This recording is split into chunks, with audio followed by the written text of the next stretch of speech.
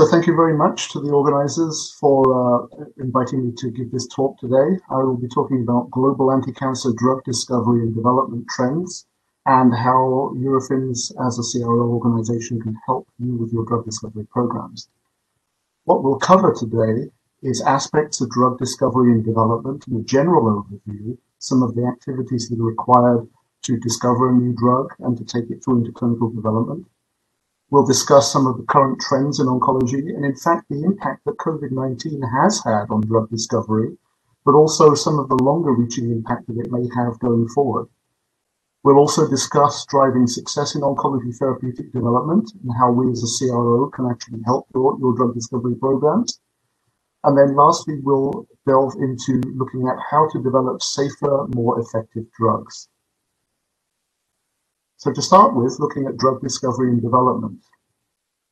Drug discovery really over the last 10 to 20 years has actually increased tremendously in cost. In fact, over the last 10 years, we've seen a 145% increase in the cost of drug discovery. Part of the problem with this is that a lot of the decisions are made, and they're made in a very inefficient manner. Drug discovery is a very arduous process from very early R&D right the way through to selecting a preclinical candidate. And in fact, when one selects a candidate, the game isn't over then because one goes into clinical development, and that can be quite risky if the work that has been done in drug discovery is not predictive of what one might see in a translational sense. So early development and preclinical approaches often have poor relevance to human disease biology. So if one can actually address that and use better models, then the chance of success is a lot higher. When we really look at the success rate of oncology drug discovery, in fact, this drug discovery across all therapeutic areas, the return on investment is actually less than 12%. So that's not a very good return there. In fact, when one considers that from initial drug discovery program establishment, typically around 1 in 15 programs actually makes it into clinical development as well. So that generally the success rate is relatively low. So we have to look at ways of improving that. When we look at drug discovery, though, when we, in particular, across the recent years, we see that there has been an increase in the number of approvals. And we can see that in this chart. So really at all levels, when we're looking at new molecular entities or NMEs, there are high points and low points, but there has generally been a slight trend upwards. And this really has been noticed with the impact of biologics really in the last 10 years.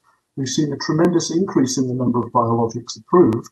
And in part that has been driven from the oncology perspective by the approval of immuno-oncology agents, things like pembrolizumab, nivolumab, and so forth. So this has obviously helped drive the number of new molecular entities that have been brought to market. So definitely drug discovery is on a growth phase, and how can we manifest that from the oncology perspective? When we look at drug discovery from a stepwise perspective, there are different phases. There's early drug discovery, typically where one is looking at target validation. One may also be looking at association of a disease with a particular target as part of that validation, or identifying whether a particular target is tractable. In many years, people have considered certain target classes as untractable, but as technologies have advanced and capabilities have improved, that has been proven not to be the case. For example, kinases have been a very important target in oncology over the last 20, 30 years, for example. But initially, they were thought to be untractable. We currently find ourselves at a place where we are looking at new target classes as part of the goal of finding newer, more efficacious and better medicines. One then goes through a process of hit finding, so that might typically be following a screen, but then identifying chemical series, in the case of small molecules, or hits that are potentially developable or optimizable. That goes then into lead optimization, where really those hits are developed a lot more. They are characterized more thoroughly, and those leads are then ultimately considered, the best leads at least, for taking forward into preclinical development. So these are really the very best drugs that one might be looking to take forward into a clinical trial. Now, ways excuse me, ways in which a CRO can help with the process here of drug discovery are numerous. We have a lot of state-of-the-art equipment. In certain cases, there are technologies that are not always available to smaller companies. We have significant state-of-the-art equipment across the CRO capabilities that we offer. We have a lot of specialty platforms. Examples of those are shown here. Kinome Scan is one of the platforms that we offer that assists with kinase drug discovery. We have a platform, a very elegant translational platform called Biomap, and I'll talk a little bit more about that in more detail, but this is a very powerful platform in making that bridge between drug discovery and clinical relevance from a translational perspective. We have other specialist platforms such as Oncopanel, which is an in vitro cellular phenotypic platform, in which we can evaluate cancer drugs to see their direct anti-cancer activity. We also have translationally relevant solutions, and this is a very important step. Too often, the process of drug discovery is based on assays that, while they are target-directed, may have very little translational, potentially clinical relevance. So incorporating translationally relevant solutions into the drug discovery pathway is very important, and especially if that is done at earlier phases. We have significant scientific and regulatory expertise. So a lot of the people within the CRO world have themselves had experience working in drug discovery teams and leading drug discovery teams prior to coming to work for the CROs. So we have significant experience there that can actually help overcome some of the roadblocks that one might see in drug discovery. We also have committed staffing, so we can actually build operations and put together assay platforms or assay processes that can assist with drug discovery here. And we can do this for both small molecules and biologics and a range of other therapeutic modalities. So we're not restricted just to these specific therapeutic modalities. So if we now take a look at current trends from the oncology perspective, in drug discovery, oncology has often over the last several years been a leader in terms of investment. So that's investment not only at the level of pharmaceutical companies that recognize the tremendous unmet need of oncology drugs, but also from government and other funding agencies. Oncology still remains a highly unmet medical need, and as such, there is tremendous investment in that. So we see that here in terms of oncology having greater investment than other therapeutic areas. That doesn't mean to say that it's any more or less important than those, but there is the recognition that oncology presents a tremendous unmet medical need for which we need better, more efficacious and safer medicines. This is also shown in this particular slide, where when you look at different therapeutic areas here on the left, and you can see the compound annual growth rate in terms of drug discovery services that are offered, there is a very similar growth rate here across really all of the therapeutic areas. And that recognizes that identification of new drugs in these therapeutic areas are all important. However, the investment in terms of an absolute number is consistently high for oncology. Again, coming back to the fact that oncology is still a big killer worldwide, and that in many cases there are unmet medical needs from the perspective of not only some of the niche cancers, but even some of the larger cancers where, for example, existing therapies can sometimes result in resistance, and thus potentially a new subset of that disease needs to be treated, and thus that requires new therapeutic approaches. If we look at a 2020 regulatory snapshot, and this shows approvals in the European theatre as well as in the United States with the FDA, you can see that all approvals here, either in Europe or in America, the anti-cancer drugs represent more than 50% in both cases. So this is not only a reflection of that importance of developing new drugs in that particular therapeutic area, but also of the relative success that we have achieved in doing so. In fact, also another important number here are the number of new active anti-cancer substances. And what this means are new drugs that are either targeting new molecular targets or they are new modalities and ways of therapeutically approaching cancer. As I mentioned, in recent years, one of the biggest trends has been the increase in adoption of immunotherapeutic agents. Not so much direct anti-cancer agents, but agents that nonetheless harness the human immune system to unmask tumors and restore the capability of the immune system to recognize tumors and destroy tumor cells. So you can see from this that oncology remains a very important component of all of therapeutic drug discovery, and we are making progress as a general industry and science in developing new medications that are providing newer ways to attack and to treat this disease or collection of diseases. On the right-hand side here, I just want to draw your attention very quickly to the different therapeutic modalities and approvals. In particular, chemotherapies and small molecules still remain strong. That's not to say that immunotherapies have taken over the drug discovery world. They certainly provided significant impetus and success, but small molecule therapeutics still remain a very strong and viable way of developing anti-cancer drugs. And in fact, ultimately, combinations between immunotherapy modalities and small molecules or other agents, such as some of the improved chemotherapies, can provide tremendous benefit in combination therapeutics. If one looks at global cancer prevalence, I'm sure we've seen this slide many times, but we see some of the cancers that we recognize as being the major cancers in the oncology world. For example, lung cancer. A lot of the medications that have been developed over recent years, including some of the immuno-oncology agents and improved second and third generation EGF receptor inhibitors, are designed with lung cancer and other cancers in mind. Now, these obviously represent higher mortality cancers, and this reinforces the notion of there being an unmet medical need in these cases.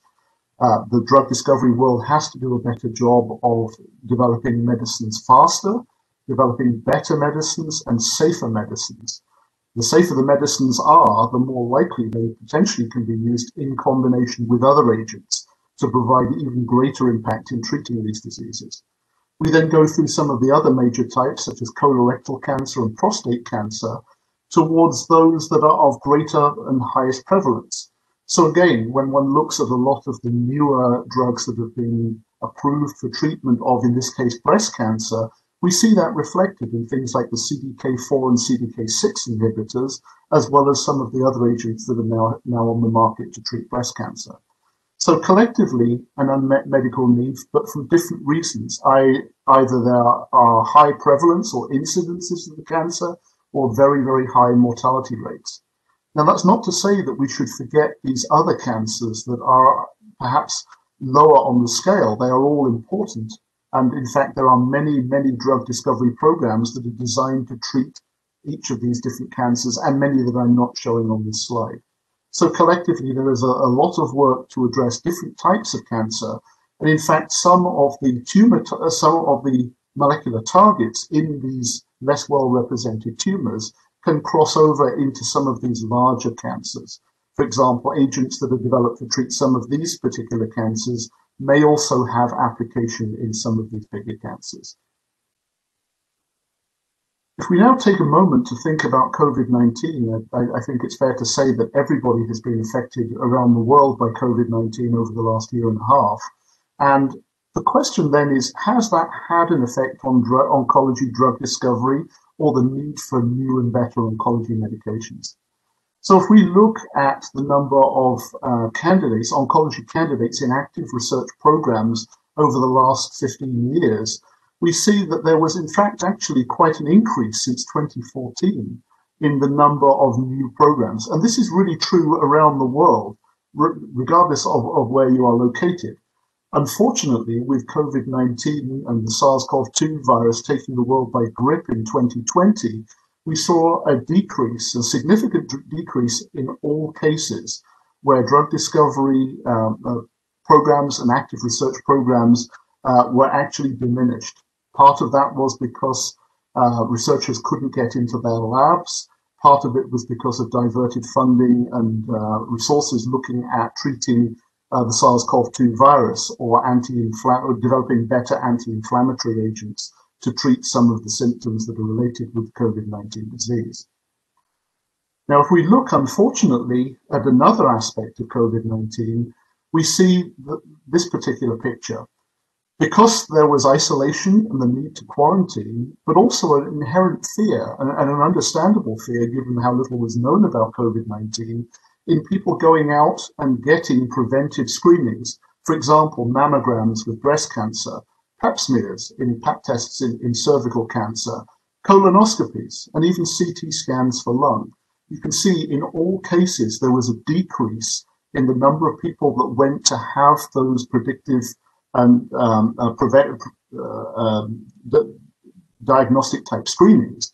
And so what we speculate then is that because of this, there will be a lot of cases that were actually missed or not caught early enough. So we are speculating then that there will be an increase in the number of patients in these various cancers. You remember I was saying that breast cancer is one of the most prevalent cancers.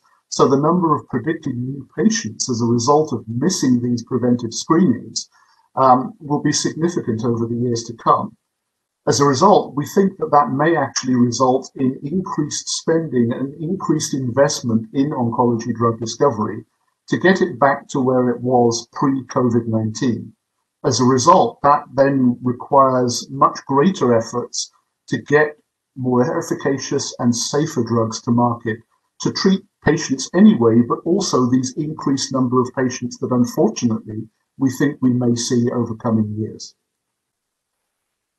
If we now take a moment to turn towards driving success in oncology drug discovery and development, what can we do to actually help make that happen a lot quicker and a lot more effectively? So if we look at what the different CROs and different companies that offer services can do, we have a spectrum like this. Now, Eurofins currently stands at the top right here, so we have a lot more capabilities and being in a leadership position in terms of offering services. Now, that's not to say that any one of these other CROs is inferior. They all have very valid services to offer in their own right. In fact, some of the services that are offered by these CROs are very niche services, so they fit a very specific need. But what we strive for, and I think it's fair to say that all of the CROs that are in the business of supporting drug discovery strive for, is high quality data and scientific excellence. If we don't provide good solutions, then that undermines that need for developing anti-cancer drugs in a more efficacious and a more expedited manner. Obviously, from the perspective of working with CROs, there is a confidentiality perspective.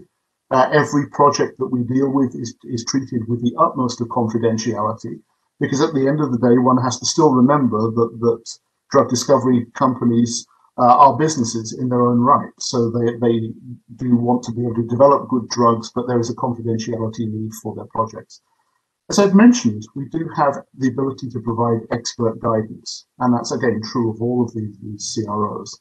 Now, we can provide expert guidance at many levels. We have expertise in a variety of different assay platforms, different therapeutic approaches, and a number of people in the CRO world also have direct experience working in pharma drug discovery themselves. I myself, before coming to Eurofins, spent much of my career in big pharma drug discovery. So there's a tremendous wealth of expertise and guidance that can be offered by CROs to improve and enhance the drug discovery process. There's also an important need to be transparent in communicating on program success.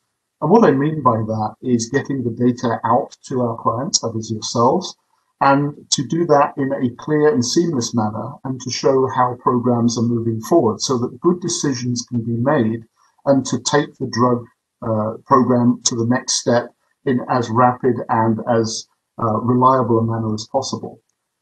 And one of the most important things here also is the fact that one can provide data-driven insights. And ultimately, one thinks of biologics license application or investigational new drug applications. One needs scientific data to show why an agency would want to take that particular drug into a clinical testing environment. So one needs to be able to provide evidence to show that those drugs in vitro models and in preclinical in vivo models do work in the way that they are designed to do, so to treat the disease, and that they are safe, and that they are really the best that they can be as they go into clinical testing. If we look at what services Eurofins can provide, we can provide services across a range of global sites. We have particular sites in Eurofins Discovery in Europe, in Asia, in the United States, and we can provide a wide range of different services, different assays, and different products that can meet various aspects of the drug discovery need. We can conduct model development. In certain cases, there may be assays that are not in existence. So we often do work with our clients to develop models that specifically meet the requirements of a drug discovery program. There is, in some cases, the ability to collaborate. And really, it's fair to say that in all of the programs that we support, we collaborate at one level or another, whether that's providing expertise, interpretation of data, or in the development of new models. As I mentioned, we can provide scientific guidance, both to our clients, but also to operations, so that we perform a much better, more efficient job that ultimately helps you. We can perform portfolio direction and proposal preparation. So in cases where there may not necessarily be experience in putting together a drug discovery program or a series of assays that are designed to identify the best drugs, we have the expertise to be able to do that. One of the most important things, and this comes back to communication and transparency, are data delivery calls and technical report reviews. As I mentioned, we have a lot of experts both in the drug discovery field and in the technical field, the assay field. And so we can and do provide the ability to go through the data from any given study with our clients to inform them on what the data mean and what potentially the next best steps might be. Many of the assays and services we provide are IND enabling. So again, this is getting towards providing a package of data that enables a drug to be taken forward into clinical testing. And then there are other things. We're all scientists, and we will recognize the need to publish data in certain cases. So we can provide, and often do provide, data to our clients in publication-ready format, as well as contributions to patents. In fact, we have quite a significant ability in chemistry, so we can synthesize compounds that might meet patent needs and can profile them in a variety of assays across our portfolio.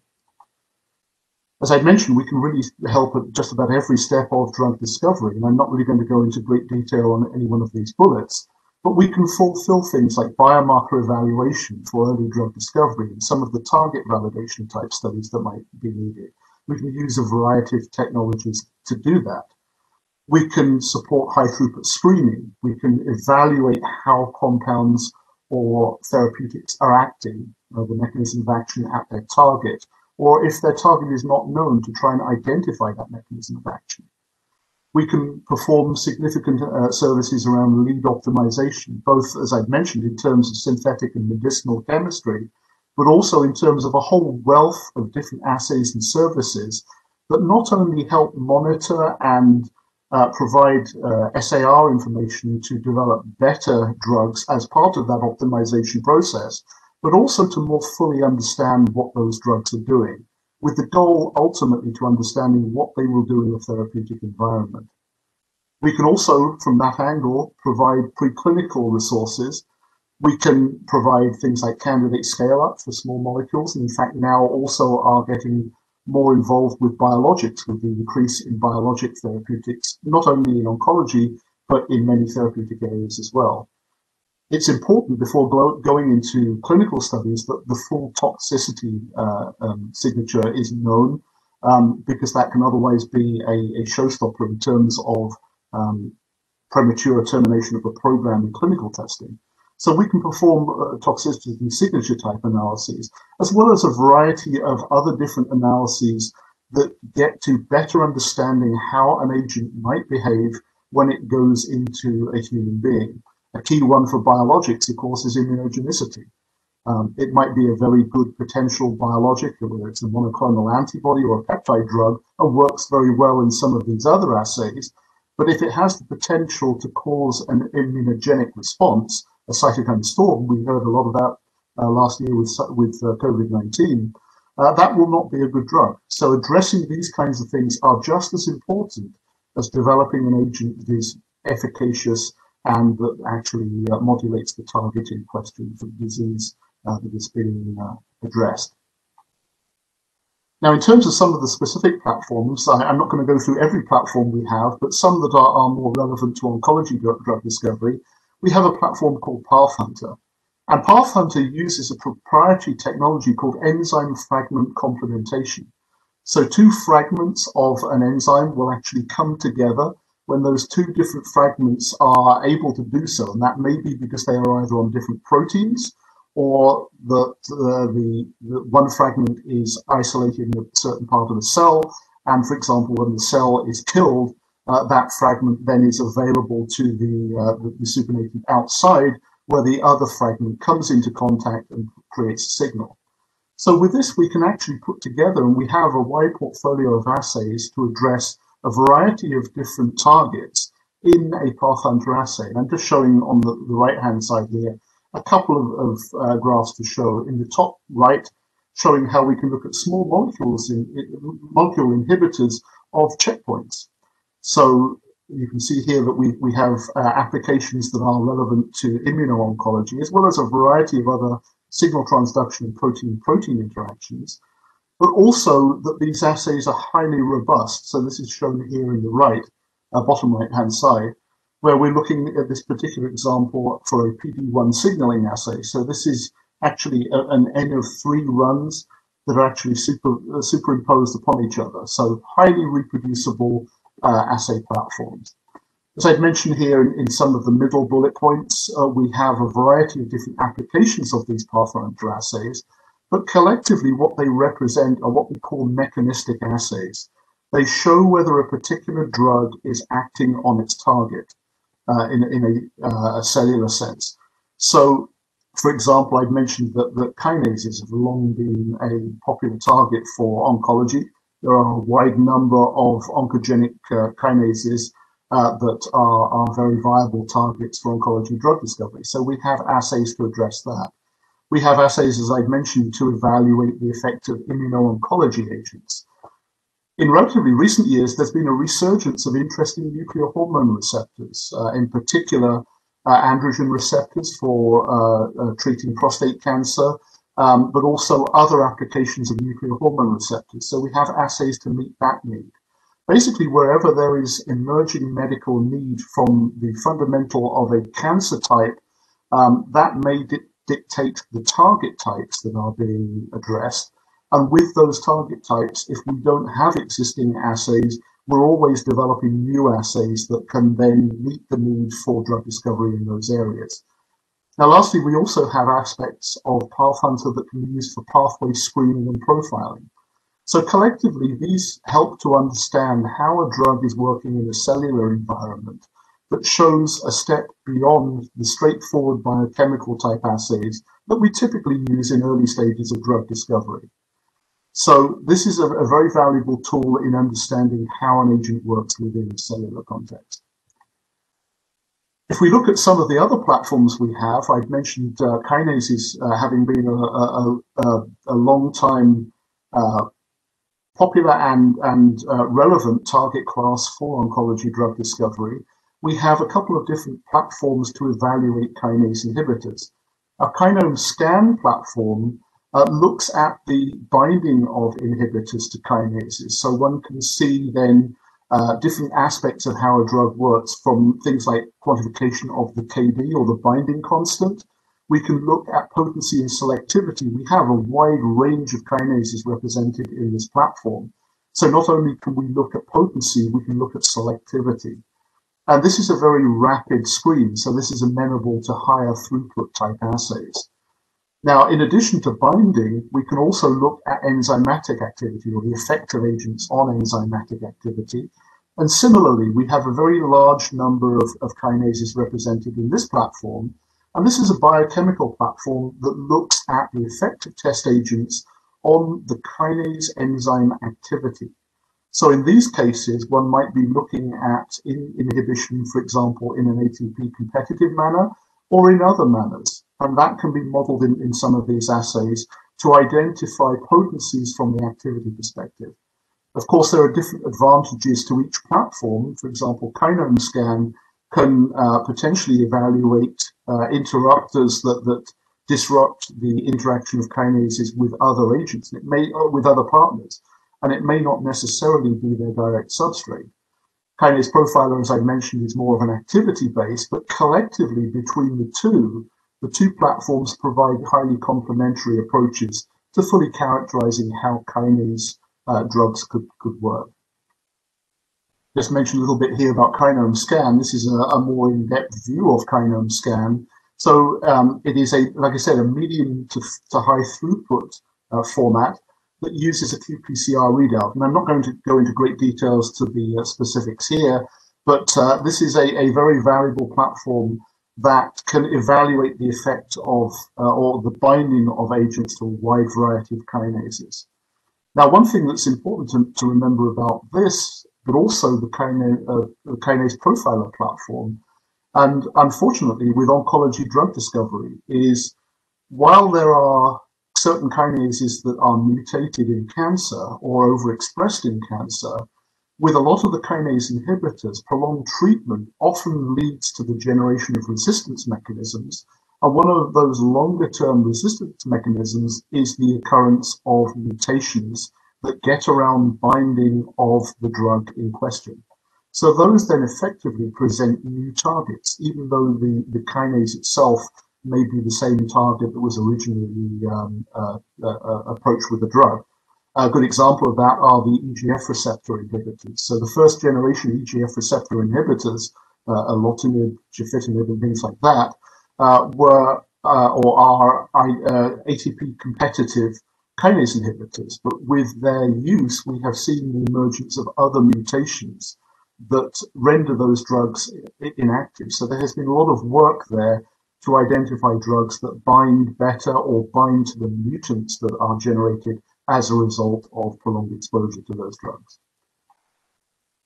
With the kinase profiler platform, we can also look at some of the more challenging kinases. For example, the phosphoinositol kinases and lipid kinases. ATM and ATR and DNA PK have long been very challenging targets from the perspective of developing assays. So this is a good example of where working with a CRO and the CRO bringing to bear all of their technological capabilities and expertise is able to provide assays for some of the more challenging targets. And these themselves are attractive targets from an oncology drug discovery perspective. We also offer a variety of services that, while not specifically dedicated to oncology drug discovery, are still an important part of oncology drug discovery. As I'd mentioned, we provide assays in a variety of different areas that look at different target classes. I've mentioned kinases, I've mentioned looking at particular pathway inhibitors. We have things to look at PROTACs and some of the other emerging modalities. But ADME and toxicology solutions, ADME standing for absorption, distribution, metabolism, and excretion of drugs, are important activities to integrate with any drug discovery program. And not only these, but also aspects of safety pharmacology. And we provide services really across all of those aspects of drug discovery, whether you're pursuing an oncology drug discovery program or something for inflammation or neurology. But we provide a wide and comprehensive spectrum of different assays that can support drug discovery from that perspective. So if we now take a look at one of the aspects of oncology drug discovery that I've mentioned earlier, and that is the importance of maintaining translational insights. It's very important to not lose track of the fact that one is ultimately trying to develop a drug that will work in the complexity of the human body. And the better we can model aspects of that biology earlier in the drug discovery process and in a way that is relevant to clinical studies, the greater the chance will be of clinical success when that agent is ultimately taken into clinical trials. So there are certain approaches that we can adopt that can help enable quick win, or in fact what we call fast fail outcomes. Quick wins, obviously everybody likes those, but fast fail is a very important part of the equation, because if a drug is ultimately not going to succeed when it goes into clinical trials, it's actually better to find that out earlier in the drug discovery process. It saves a lot of time and money in investment in clinical trials, but it also can happen early enough such that adaptations in the program can be made. Ultimately, this kind of analysis can be used, and we do use routinely as drug discoverers, in the lead optimization phase. There are certain chemical series that might be ruled out, or there are individual compounds that as we go through lead optimization, we fail. So why wouldn't we do that from the perspective of not only efficacy, but also safety? And that can obviously reduce attrition and improve the quality of candidates going into clinical trials. That's really summarized here. So we can obviously provide activity and services relating to all of these different aspects. I've talked about some of the assays that can look at mechanism of action and how we can use assays earlier, some of those kinase assays, for example, for triaging hits and looking at undesirable mechanisms, for example, selectivity screening, ruling out hits that inhibit kinases that would otherwise be toxic, as an example. We can put in place models, and we have models to look at disease validation. This can be done early, and this can be done a little bit later, especially for more novel associations there. As I've mentioned, we can look at safety assessment. Obviously, that's very important in clinical development or preclinical development, but it's also important to address that earlier.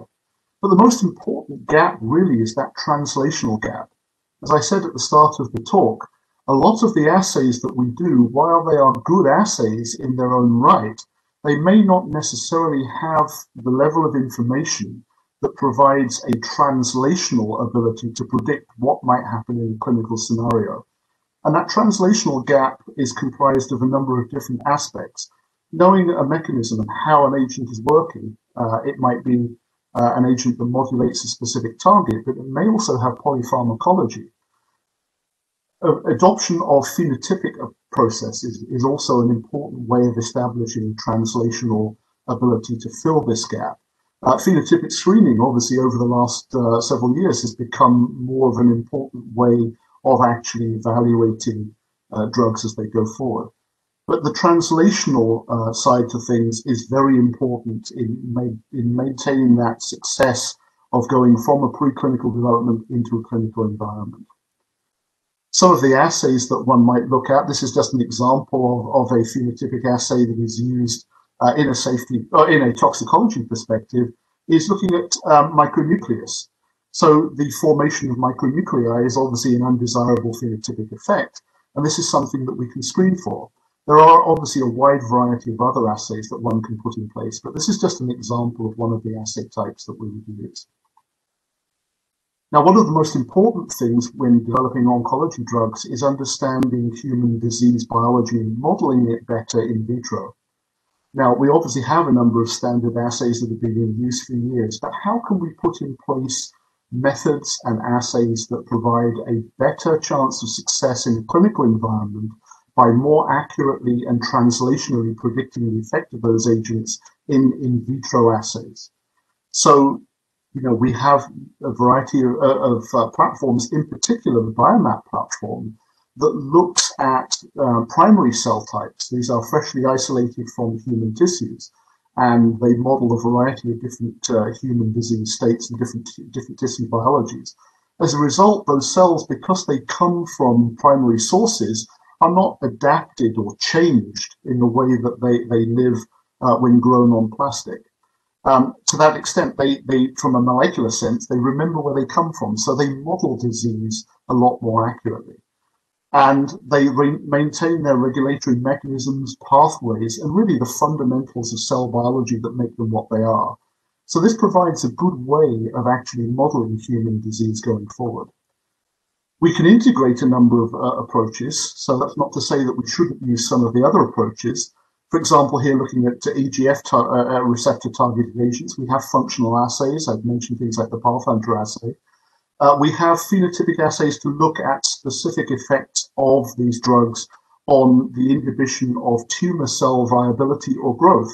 And in fact, here I'm showing lapatinib, which is not only an EGF receptor, but a dual EGF-HER2 receptor inhibitor. We have the killer platform. We can look at aspects of things like ADCC. So for things like cetuximab and other antibodies where one is taking advantage of bringing in killer T cells to destroy the cancer cells, we can evaluate things like that. I mentioned the Biomap platform. We can use that to model more detailed tissue biology. And ultimately, this can be coupled with looking at in vivo models to provide a comprehensive package of fully understanding what an agent does, both in terms of in vitro models, but in rodent models of disease before going into a clinical scenario.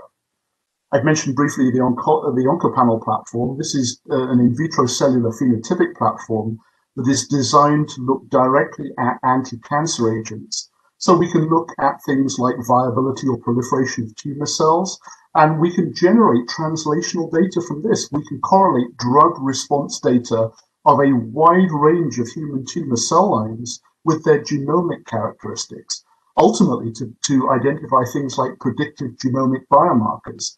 So we've all seen the development of clinical trials from former models where there were all comers that were treated, ultimately then to streamlining clinical trials where patients really are selected for particular genomic aberrations, where it is felt that a particular medicine may actually have a better response. So we can provide data from in vitro screening in something like Oncopanel, correlate that with with genomic aberrations in human tumor cells, and potentially identify genomic factors that may be determinants in suggesting whether a particular patient and their tumor might have a better response to that drug or not. So that has tremendous potential power in helping to not only accelerate, but improve the chances of success of an oncology agent, a therapeutic agent. I mentioned the tremendous growth of the immune system and immuno-oncology over recent years. So the immune system does play a significant role in cancer, as we've seen by immune suppression or the tumor cells getting away from the body's ability to identify them and destroy them. So we have a number of platforms. I've mentioned the Biomap platform, but we also have an extensive biomarker services capability. So with the evaluation of agents that not only directly inhibit the growth of tumor cells or inhibit their viability, we have been targeting in recent years the immune system to improve the ability of the immune system to recognize cancers that have otherwise developed mechanisms to evade the immune system. So collectively, between some of our oncology models in Biomap, where we're co-culturing human tumor cells with cell types that are represented in this, either the stromal matrix, so PBMCs, for example, and fibroblasts, or in the vascular component of the tumor. We must not lose sight of the fact that the vascular component is also an important part of maintaining tumor viability. We can model aspects of that disease from the tumor microenvironment, but also we can look at the effects on the immune system from a range of different biomarkers. So this is just showing here on the right where when we're looking at pembrolizumab, there is actually a restored ability of the immune system to identify the cancer. It's often a big misconception that immuno-oncology agents increase the activity of T cells. They don't really. They simply unmask the tumor cells and restore that immune response. When we focus on the immuno part of immuno-oncology, we have a number of different assays to look at things like toll-like receptors or activity at specific immune cell types. Again, this is an extension of the Biomarker Services platform. And this can be important in driving different aspects of immuno-oncology. A lot of people these days now are looking at things like TLRs as potentially attractive targets in oncology drug discovery. The STING pathway has gone through processes of tremendous interest and then relative levels of disinterest, and then it comes back again as a potentially useful pathway to target for immuno-oncology aspects. Obviously, for any agent that might modulate the immune system, there is always the risk of a cytokine storm assay, so we can probe for things like that. And we can also look at what is going on in different immune cell types. So we can ask, does a particular agent modulate the effect of T cells, or does it modulate the effect of monocytes? So we can understand a lot more about how immuno-oncology agents are working by looking at the immune system itself. As I'd mentioned with the Biomap platform, not only can we look at immuno-oncology agents, but we can also look in the tumor microenvironment models how combinations of immuno-oncology agents with other agents such as cytotoxics, for example, paclitaxel, can provide even more benefit. So this actually just shows schematically how, or shows from a data overview, how a combination of paclitaxel and pembrolizumab provide tremendous benefit in restoring the immune response, whereas these two agents at the bottom here do not. So we can actually explore combinations in Biomap and in fact also in the Oncopanel platform, where we're looking at direct anti-cancer agents. Obviously, combination therapies have been a very important aspect of cancer drug discovery and therapeutic use since the advent of the first chemotherapeutic agents. Again, we can integrate activities and different assays. So just looking at checkpoint inhibitors, we can look at functional assays. I talked about some of the assays we have for that. We have things looking at things like MLR, the Biomap platform, obviously, and then going into things like mouse syngeneic models, where we can model the effect there. One thing to not lose track of the fact is that ultimately cancer drugs are inherently toxic by their own right. And in fact, one of the biggest sources of failure in clinical trials is where toxicities that were unexpected that are seen. And this is not just for oncology. We only have a certain number of assays in the industry that evaluate a certain number of targets that are identified as safety targets. But when one looks from a phenotypic perspective at how one might model human tissue disease and biology, especially if one has the ability to benchmark those activities against a variety of agents that are either succeeded in clinical trials or in some cases failed, we can learn a lot from that. And so by using things like the Biomap platform that are complex co-culture models, we can then begin to evaluate some of those potentially unseen toxicities by correlating activities with cases in the past where we have seen specific failures. So the attrition funnel is obviously designed to identify fewer compounds or fewer potential drugs that have a greater chance of clinical success. So if we're clever in the way that we put assays together and we use them in an intelligent manner, we have a much greater chance of de-risking hits and agents that go forward for clinical development. One aspect of Biomap actually that is important for that is what we call our toxicity signature analysis. So because I've mentioned the Biomap platform can model a wide variety of different tissue biologies, we can use these as they're still an in vitro cellular model, but they are an extension on some of the other more simplistic cellular safety models that we have. So these get to providing analyses that are highly translational and thus highly relevant from a clinical perspective. Ultimately, we can go into in vivo models, and so we actually have a partner lab, Pharmacology Discovery Services, based in our site in Taiwan.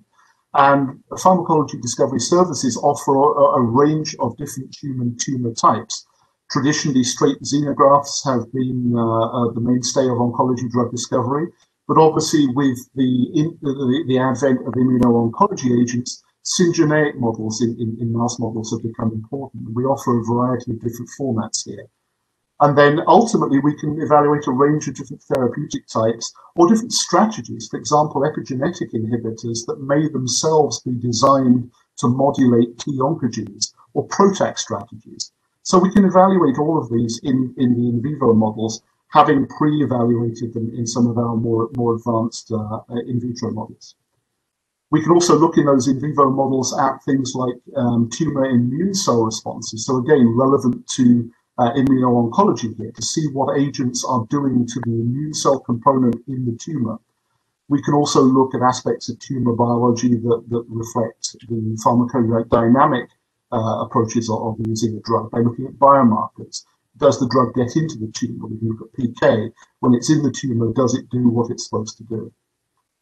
So if we wrap up now, we look at developing more safer and effective models of developing more effective drugs.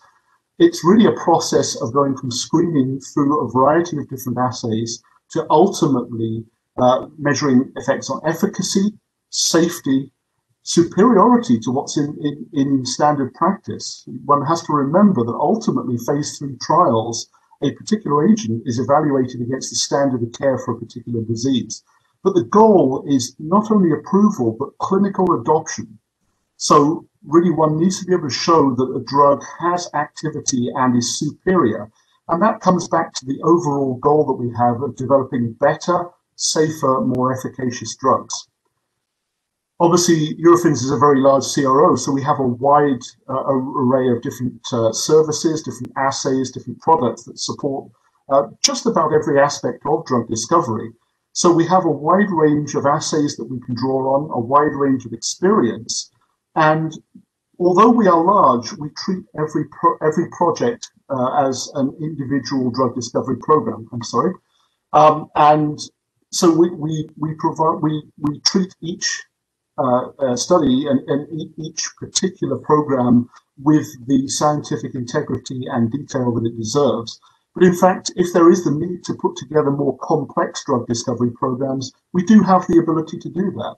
As I mentioned, we have significant numbers of people who have experience in leading drug discovery programs, and we can assist you in putting together assays and filters and critical paths that make those important and intelligent decisions in getting you towards developing better medicines for treating cancer. As I've mentioned, we have expertise in a wide range of different platforms and technologies, and we also have tremendous experience across a wide range of different applications. We've worked with small startup companies right the way through to large pharma. We've worked with academic organizations as well as non-profit organizations, government agencies, including regulatory agencies, all of which are invested in developing better cancer drugs. So with that in mind, then, we are ready, willing, and able to be a part of your drug discovery team to apply our collective expertise together that we can develop much better and safer medicines for treating cancer. So with that, I would like to thank you all very much for the opportunity to speak and for your attention today. If you'd like to contact us, my contact information is here, as well as Eurofins' key contact information, as well as that for our key distributor in Korea, Cheon Laboratories. They are an excellent resource, and so with that, I thank you all very much.